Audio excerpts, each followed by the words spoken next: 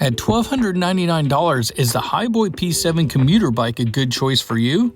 Often seen on sale for $899 definitely makes it worth looking at. The P7 commuter bike is propelled by a 500-watt hub motor. That motor is powered by the battery that's inside the main part of the frame, which with a key you can unlock it, and then remove the battery, which this allows you to also check the status of its charge, and also charge the battery outside of the unit.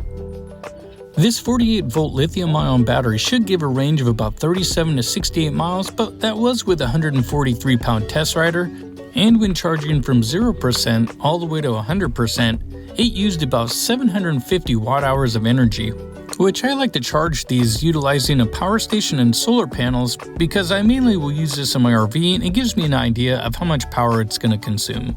The P7 commuter rides on a 27.5-inch wheel with a 2.20 tire, which I do like these better than a fat tire bike. It comes with a 9-speed cassette that is coated in nickel to help prevent corrosion and also provide smoother shifting. The Altus derailleur from Shimano, even though being entry-level, has been proven time again in entry-level bikes to provide smooth shifting and constant operation with push and pull lever technique.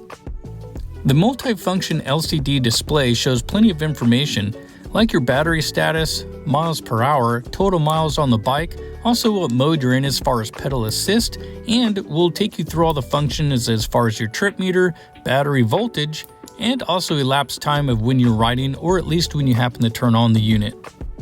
The bike is also equipped with a horn, which sounds a lot like my old dirt bike, and also an LED light which does the job, but it's definitely not going to light up the night. The P7 comes with disc brakes on 160mm rotors utilizing a mechanical cable system which does a decent job, but for the more aggressive and experienced riders, you'll probably desire a little bit more. The P7 also comes with a hydraulic fork with 80mm of travel. The suspension can also be locked out by utilizing this tab to give it a more rigid feel. You can also adjust the suspension if you'd like to make it softer or a little bit stiffer by utilizing the preload dial. Now I found in stock settings, even attacking curbs from straight on, the suspension soaked it up nicely so you could pop right over it. Now those who want to be a little more adventurous on the trail with small jumps, the weight of the bike is definitely noticed, but the suspension does a decent job even when you see here, under preload and under compression the bike was able to handle the small jump even with my weight at almost 200 pounds. Now before I set out on my test ride, I set the height level, which this can be adjusted from 5'4" to 6'3" riders from what it says in the manual. I'm just about 5'10" and a half, so for me, I'm going to put it right about here, which this did a pretty good job for my height.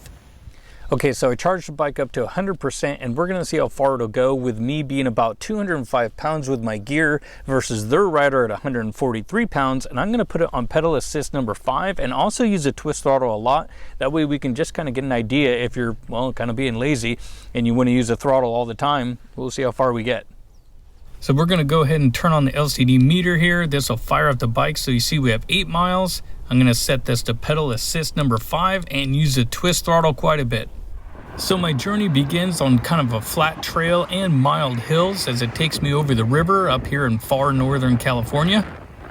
And this will just be where the journey starts. Now one thing I did notice off the bat is the twist throttle does have a decent amount of delays. You can probably see here, you'll kind of have to listen as well. Now this is more of a safety thing. As you can see, it kind of rolls on after a couple of seconds. But as a more experienced rider, I wouldn't mind having it a little bit more sensitive. And up and over the Sundial Bridge, which happens to have a glass walkway all the way across. Now as far as tackling hills, it actually does a pretty good job, and the gear set is actually not bad as far as the stock gearing that they put on this bike. And I managed to go through the gear shifts several times just to see how it would do as far as maintaining consistency and also how well the smooth shifting actually applies to what they advertise. Overall, it does a pretty darn good job, at least for the several miles that I rode it so far. Okay, on this long straightaway, there's no hills right here, and on pedal assist number 5, I'm not using throttle at all. I'm easily able to hold this 20 to 21 miles an hour, and I even have just a pinch of a headwind, and this is actually not hard at all to maintain this speed. And shortly after that, I had to head back home due to a slow leak, which I brought my camera gear, but forgot to bring one of the most important pieces was my little bike kit. So got this swapped out, noted my mileage, and back on the road. And through a few flats. And again, I am using the twist throttle a lot. I mean, as the primary accelerator and also kind of as I'm just cruising around.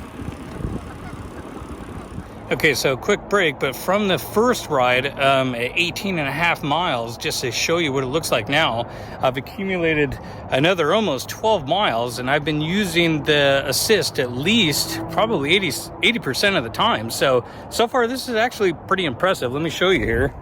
So there's almost another 12, and because of the flat tire, obviously it resets, but so with 18 and a half and almost 12 now, plus, well, I don't know, we'll probably get at least another 5 more, I would assume, because this is dropping back and forth between 2 bars and 1 bar. So far so good.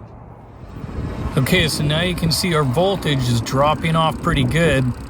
Now remember, our starting voltage was 54.2-ish, and I believe the cutoff voltage on this, because these normal batteries, these lithium ions, they'll cut off at about 39 volts depending on how they have it set up. So it still has a little bit left.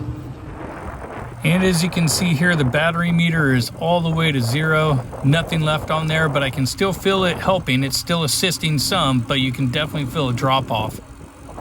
And now at 39 volts, it just shuts off, which I am just across the street from my house as I ride up and down the street a little bit. And so we'll calculate the miles and see what we get and go over the pros and cons. Okay, so the second ride was 16.3 miles and the first ride was 18.7. And now as you look at the voltage here, it did kick back up just a little bit, but basically there wasn't enough to help. All right, cons for the bike. Now, again, this is me just being nitpicky, but for the beginner novice guys or just the regular commuter, it's actually a great bike. The only things I really can pick apart on is I wouldn't mind seeing maybe a little bit beefier fork setup, but that's gonna be for mainly your trail rides. Anything street, that's gonna be fine. The brakes, I wouldn't mind seeing those updated to something maybe a little bit better. Maybe a taller rotor would actually help. You wouldn't have to necessarily go to hydraulic. That way that could ease the maintenance and also keep the cost lower. The seat is fine, but you will want a set of bike shorts if you are going on those longer rides. And if you do happen to commute this a lot, maybe in weather, you may want some of those fenders that go on there and maybe even a light. Because the LCD screen already has the brake functionality in it, so you would think that would be something they maybe could add, being that it is a commuter model. Now, as far as the pros go, the 500 watt motor and the 48 volt battery did a good job rolling me around at 205 pounds with gear and getting a full 35 miles out of this compared to their test rider, which was 143 pounds. So overall, I mean, if you can pick this bike up for $899 on that sale price, that really does make this a best buy. Let me know what you guys think about this bike down in the comments below, and I hope to see you next time.